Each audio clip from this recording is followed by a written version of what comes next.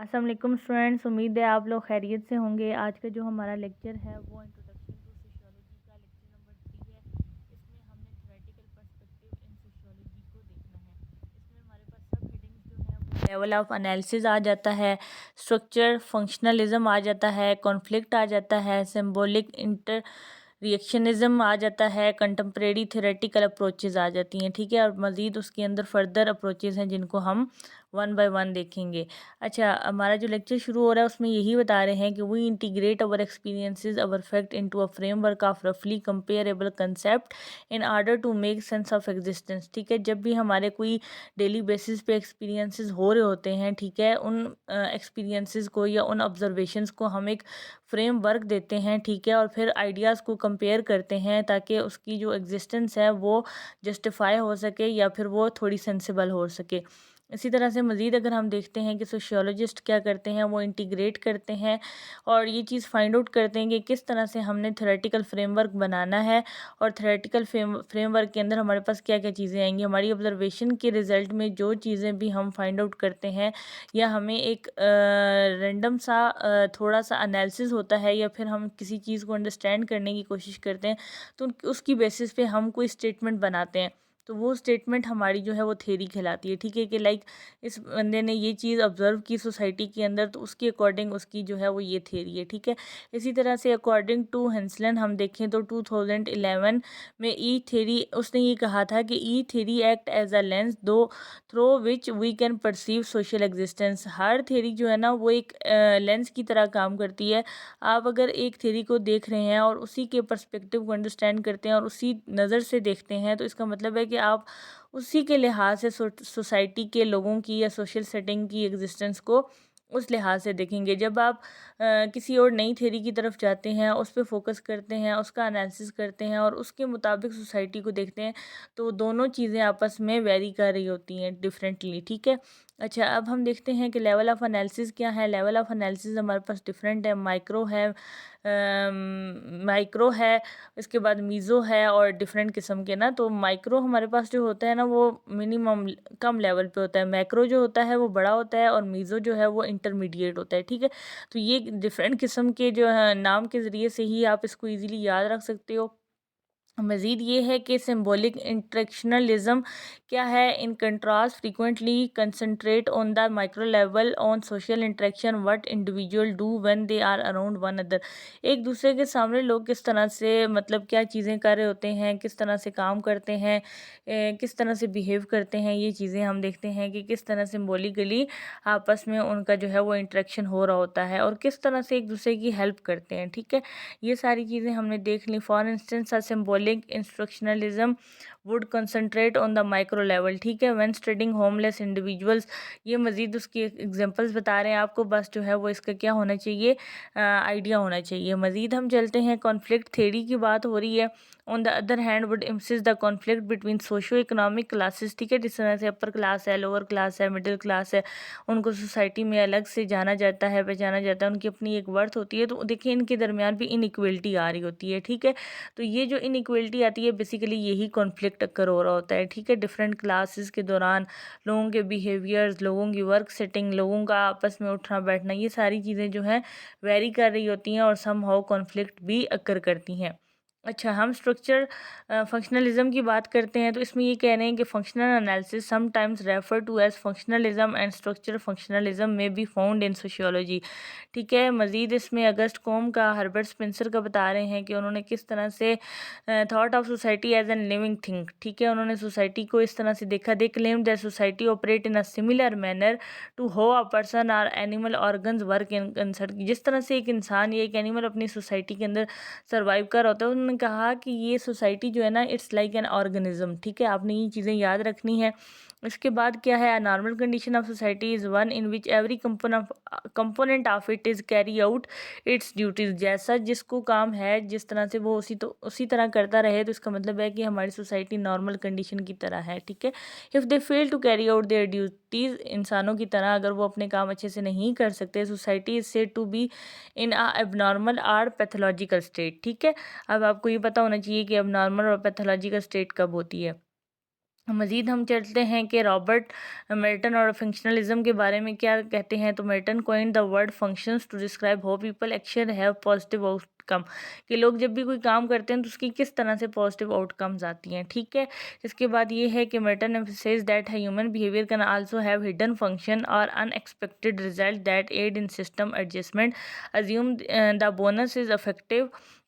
इसके बारे में मज़ीद यही बता रहे हैं ह्यूमन बिहेवियर्स का और उसकी फंक्शनिंग वगैरह का। ठीक है, इसके पैराग्राफ के अंदर कॉन्फ्लिक्ट थ्योरी को हम मज़ीद देख लेते हैं। A third perspective on social life is provided by conflict theory. Conflict theory emphasises that society is made up of group that are very with one another from limited resources के अंदर जो society different groups के अंदर बनी हुई होती है तो वो भी जो है आपस में वेरी कर रहे होते हैं। ठीक है, in contrast to functionalist who see society as harmonious whole with its parts cooperating, कि किस तरह से एक सोसाइटी के अंदर डिफरेंट पार्ट्स जो हैं वो ऑपरेट हो रहे हैं और किस तरह से वो काम कर रहे हैं। ठीक है, कार्ल मार्क्स की कॉन्फ्लिक्ट थ्योरी क्या थी। ठीक है, कार्ल मार्क्स सा how the industrial revolutionary change, उसने कहा कि किस तरह से इंडस्ट्रियल रेवोल्यूशन के बाद जो है वो चेंज आई। Observe that farmer who move to the cities to find work hardly enough money, मतलब किस तरह से लोगों ने जो है वो शहरों की तरफ रुख किया और पैसे बनाने की कोशिश की। फिर हम इसको देख देते हैं कि हमारे पास एक और सोशियोलॉजिस्ट है जिसका नाम है Edgerton. Condition were so poor that the average worker passed away at age 30 and the average wealthy person at age 50। ठीक है, Max started to study society and history after being horrified by this misery and exploitation. उसने जब अपनी observation की, अपनी इस तरह चीज़ों को देखा, लोगों के हालात को देखा, तो उसने अपनी रिसर्च की और अपने हाइपोथेसिस वगैरह जनरेट किए। अब हम कॉन्फ्लिक्ट थ्योरी को जब आज के दौर में देखते हैं तो many sociologists go behind the interaction between capitalist and worker to use, मतलब कि किस तरह से कितना एक कंपनी के अंदर कितना सरमाया है, किस तरह की प्रोडक्ट्स हैं, उसकी कितनी वो एक एस्टीमेट उसका क्या है, कितना वो कंपनी पे लगा रहे हैं, एम्प्लॉयर्स कितना वर्क कर रहे हैं और उनको एज अ रिज़ल्ट कितनी पे दी जा रही है। तो ये सारी चीज़ें जो हैं वो इसके अंदर देख रहे हैं। और they look at how conflicting interest permeates every level of society whether it is a single person और सिंगल ऑर्गेनाइजेशन। और इसके बाद मज़ीद जो है वो बता रहे हैं कि किस तरह से सोशल स्ट्रक्चर के अंदर क्या क्या चीज़ें हैं। ठीक है, कॉन्फ्लिक्ट थ्योरी मज़ीद जो कह रहे हैं वो ये कि फेमिनिस्ट के सेंस में अगर हम देखें तो many feminist study the antagonism between males and women in the same way that Marx analyze the conflict between capitalist and worker. The main concern is disparities between men and women in history. History में कितना differentiate रहा है around the world as well as how to end traditional male dominant and achieve, मतलब कि society के अंदर अगर हम देखें तो हमारी मोस्टली जो सोसाइटी हैं वो मेल डोमिनेंट सोसाइटीज़ हैं। तो इसके अंदर ये बता रहे हैं कि इसका कॉन्फ्लिक्ट ये है कि यही जो फेमिनिस्ट की बात की जाती है कि फीमेल्स कहती हैं कि हमें हमारे हक दिए जाएं, बराबर हकूक़ दिए जाएं, वो सारी ऑल दैट, तो उसके बारे में जो कॉन्फ्लिक्ट्स हैं उनको इनके इसके अंदर एक्सप्लेन किया गया है। ठीक है, और नेक्स्ट जो है वो सिम्बॉलिक इंटरेक्शनलिज्म है। तो उसमें भी देखेंगे हमारे पास ये बता रहे हैं कि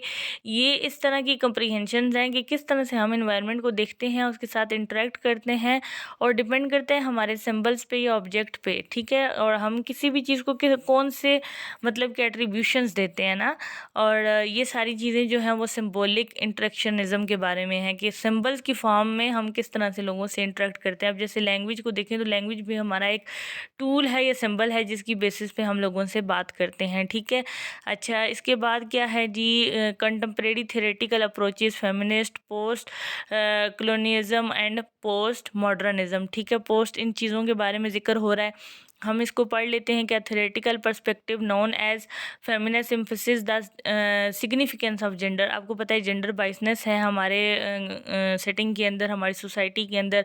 आ theoretical perspective known as post colonialism emphasises the significance of colonialism. ठीक है, and it's lasting effect on social structure and relationship. Post modernism क्या है, एक थ्योरेटिकल स्कूल ऑफ थॉट है, इंपॉर्टेंट है ये, आप लोग इसको देख लें। That place a strong emphasis on the role that language and discourse play in forming social structure and relationship, ठीक है।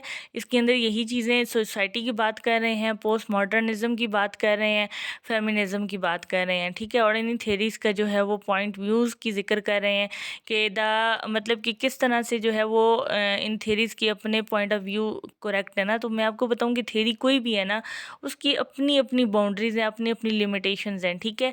और हर थेरी जो भी उसकी अपनी स्टेटमेंट है वो उस सर्टेन टाइम पीरियड के लिए जस्टिफाइबल है, लेकिन अगर हम किसी दूसरे कंटेक्स्ट में देखेंगे तो वहाँ पे हमें किसी और थ्योरी की रिक्वायरमेंट्स होंगी, ठीक है। ये बता रहे हैं कि कौन सी थ्योरी ठीक है और कौन सी गलत है, इसमें हम इस चीज़ को डिसाइड नहीं कर सकते। अपनी जगह पे सम हो हर जो थ्योरी है वो जो भी स्टेटमेंट दे रही है हम उसको सिग्निफिकेंट कह सकते हैं। नेक्स्ट है the image that from a very different from the perception that two person are just incompatible as in common sense. Common sense में ये सिंपल बात कर रहे हैं कि किस तरह से दो पर्सन वेरी कर रहे हैं। Each theory offers a unique, हर थ्योरी जो है वो यूनिक है interpretation, since they each concentrate on various aspect are. और मतलब कि एक थ्योरी जो है वो अगर कल्चर को देख रही होगी तो दूसरी नॉर्म्स एंड वैल्यूज़ को देख रही होगी, ठीक है। तो हमने तमाम थ्योरीज़ को और तमाम जो भी कंसेप्ट हैं या पर्सपेक्टिव हैं उनको अपने अपने लिहाज से सिग्निफिकेंस देनी है और उनको उसी तरह से पढ़ के अंडरस्टैंड करके इम्प्लीमेंट करना है। तो ये था आज का हमारा लेक्चर। इंशाल्लाह मिलते हैं नेक्स्ट लेक्चर में। अल्लाह हाफिज़।